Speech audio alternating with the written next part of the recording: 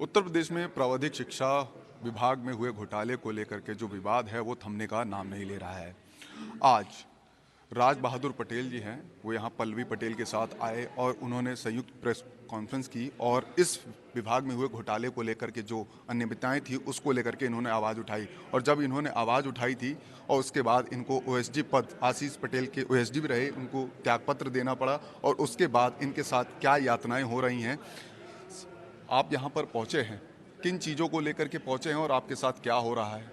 देखिए, जो ICT act parliamentary act है, उसका उद्देश्य था कि तकनीकी शिक्षा में हाईली क्वालिफाइड टीचर्स रुके, जिससे गरीब किसान मजदूर बच्चों को अच्छी गुणवत्तापूर्ण शिक्षा मिले।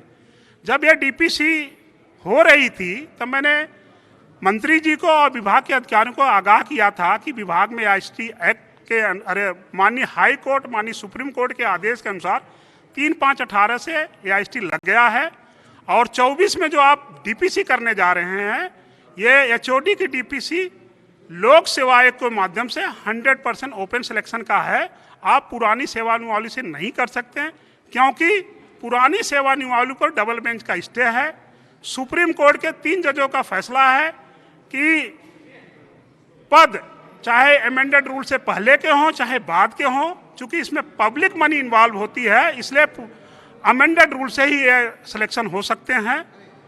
और ये जो डीपीसी हुई विभाग में 30 मई 2024 को, वो मिनट्स की कॉपी में हम लोगों ने देखा कि 6600 पर डीपीसी हुई थी, जिसके लिए योग्यता है बीटेक प्लस 5 साल और जो स्केल दिया गया है उसके लिए योग्यता है एमटेक प्लस 15 साल या पीएचडी प्लस 10 साल का एक्सपीरियंस। तो ये डीपीसी पूर्णतः नियम विरुद्ध है। इसकी वजह से विभाग में जो पढ़े लिखे लोग, टीचर्स हैं, वो मायूस हैं और हमारे विभाग में कुछ लोग जो गलत ढंग से जो है कि डीपीसी कराकर, कुछ लोग, कौन लोग? जो जिनका रिजल्ट 177 लोगों का रिजल्ट आया हुआ, मैं ये नहीं करता, उसमें भी कुछ लोग एलिजिबल हैं, उनको भी 5400 से 6000, 7000, 8000, 9000 जो नियमानुसार होना चाहिए, आईसीटी के रूल है उनके अनुसार होना चाहिए।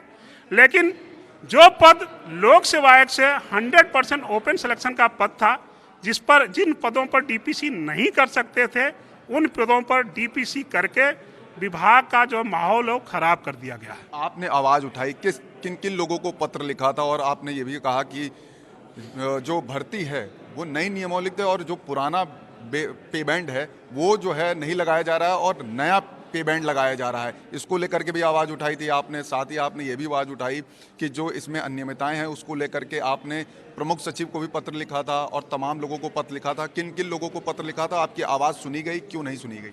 देखिए, मैंने सबसे पहले पत्र 14 मई 2024 को माननीय मंत्री जी को लिखा, फिर मैंने 22 मई जी आशीष पटेल जी को, फिर 22 मई 2024 को मैंने पत्र लिखा मंत्री जी को और उसकी कापियां मैंने अध्यक्ष एआईसीटी नई दिल्ली को, प्रमुख सचिव राज्यपाल, प्रमुख सचिव मुख्यमंत्री, प्रमुख सचिव कार्मिक, प्रमुख सचिव वित्त, प्रमुख सचिव न्याय, प्रमुख सचिव प्रावधानिक सबको लिखा कि ये जो डीपीसी आप कर रहे हैं ये नियम विरुद्ध है, इससे घोर वित्तीय अनियमितता का हो सकती है, इसलिए इसको ना करिए। इसके बावजूद भी 30 मई को यह डीपीसी की गई, जो एक पूर्णतः गलत थी, क्योंकि इससे इस सेवानिवृत्ति पर हाई कोर्ट के डबल बेंच का स्टे था। इस आधार पर स्टे था कि सुप्रीम कोर्ट के 3 जजों का फैसला है कि पद अमेंडेड रूल से पहले हो या बाद में हो, लेकिन जब भी सिलेक्शन होगा, अगर रूल में अमेंडमेंट है तो नए रूल से होना चाहिए। तो नए रूल में एचओडी का पद 100% लोक सेवा आयोग में ओपन भर्ती का था। आप बता रहे हैं कि जो आपने नाम लिया, एम देवराज जी का नाम लिया, कि अनुमोदन, ये जब ये भर्ती अनियमितताओं को लेकर के आपने लेटर लिखा तो ये कैसे हो गई, किसकी फॉल्ट मानते हैं? देखिए, डीपीसी हमारे निदेशालय के अधिकारियों को उसका प्रपोजल नहीं भेजना चाहिए था और माननीय आदरणीय एम देवराज साहब को नियमानुसार डीपीसी नहीं करनी चाहिए थी। जब डीपीसी का पद ही नहीं था, वो अनुमोदन किसने भेजा? अनुमोदन के लिए जो है कि 30 मई को डीपीसी होती है और फाइल ऊपर नीचे जाती आती है, लेकिन लास्ट में इसका अनुमोदन 6600 की गई, डीपीसी का अनुमोदन 9000 पर हो रहा है। तो इसमें मैं क्या कहूँ, 6600 और 9000 का जरा अंतर बता दिए, क्या है? 6600 पे बैंड पर अगर डीपीसी होती तो करीब 1 लाख रुपया पाता आदमी, लेकिन 9,000 पे बैंड का मतलब वो 2.25 लाख रुपया करीब उसको मिलेगा। तो जो आदमी जो डीपीसी करीब 1 लाख रुपए की थी, वो अब सीधा 2.25 लाख रुपया जो मिल नहीं सकता था, क्योंकि 2.25 लाख रुपए के लिए एमटेक प्लस 15 साल का एक्सपीरियंस या पीएचडी प्लस 12 साल का एक्सपीरियंस होना चाहिए। अब आप क्या मानते हैं कि इसमें किसकी गलती रही? मंत्री की गलती रही या विभाग के विभागाध्यक्ष की? देखिए, गलती के रूप में देखा जाए तो विभागीय अधिकारियों की ये डीपीसी करनी ही नहीं चाहिए थी। मंत्री जी चाहते या ना चाहते, अगर विभागीय अधिकारी ये डीपीसी नहीं करते तो मंत्री जी कुछ नहीं कर सकते। हाँ, अगर अधिकारियों ने गलत किया है तो मंत्री जी का इसका अनुमोदन नहीं देना चाहिए। आप मंत्री जी के आशीष पटेल के ओएसडी रहे, आपने त्यागपत्र दे दिया इन्हीं सब चीजों को लेकर ही दिया, क्योंकि ये चीजें उनको आपने जाके बताई थी, उन्होंने आपकी बात नहीं सुनी। देखिए, मैंने मंत्री जी को बहुत समझाया था कि ये बहुत ही वित्तीय अनियमितता का कारण बनेगा, आप इसको रोकिए। मंत्री जी ने कहा, भाई देखियो, डीपीसी मैं नहीं कर रहा हूँ, प्रमुख सचिव एम देवराज साहब कर रहे हैं, उनको ना मैं कहूँगा करने के लिए कहूँगा ना रोकने के लिए कहूँगा। लेकिन रोक सकते थे वो ना, रोकना चाहते थे। हाँ, रोकना मतलब डीपीसी के बाद अगर अनुमोदन के यहाँ आया था तो उनको रोकना चाहिए था। अब आप बता रहे हैं कि अब आपका ट्रांसफर कर दिया जा रहा है, जहाँ है आपको कारण बताओ नोटिस जारी की है, कि सब क्या है? अब देखिए, मैं सरकारी सेवा में है, सरकार का अधिकार है कि मुझको जहाँ चाहे वहाँ सेवाएं ले। लेकिन मैं जब 26 जून को निदेशालय में ज्वाइन किया, 30 जून तक मेरी पोस्टिंग नहीं हुई। मैं निदेशालय में स्थापना अधिकारी का जो है कार्य देख रहा था, और राजकीय पालिक बांदा और राजकीय पालिक नरैनी बांदा का अतिरिक्त प्रधानाचार्य कार्य देख रहा था। 1 जनवरी का अचानक बांदा और नरैनी का चार्ज हटाकर, निदेशालय का चार्ज हटाकर मेरा ट्रांसफ़र जो है कि रामपुर में कर दिया जाता। साथ ही साथ मुझको 100 काज नोटिस दी जाती है कि आप आचरण संहिता का उल्लंघन कर रहे हैं, आप बिना अनुमति के जो है कि मीडिया से बात कर रहे हैं। ये मेरे ऊपर जो है मुझको 100 काज नोटिस दिया। क्या लगता है, आपने ये आवाज़ उठाई, उसकी सज़ा मिल रही है आपको? इसके पीछे किसका हाथ है, कौन करवा रहा है?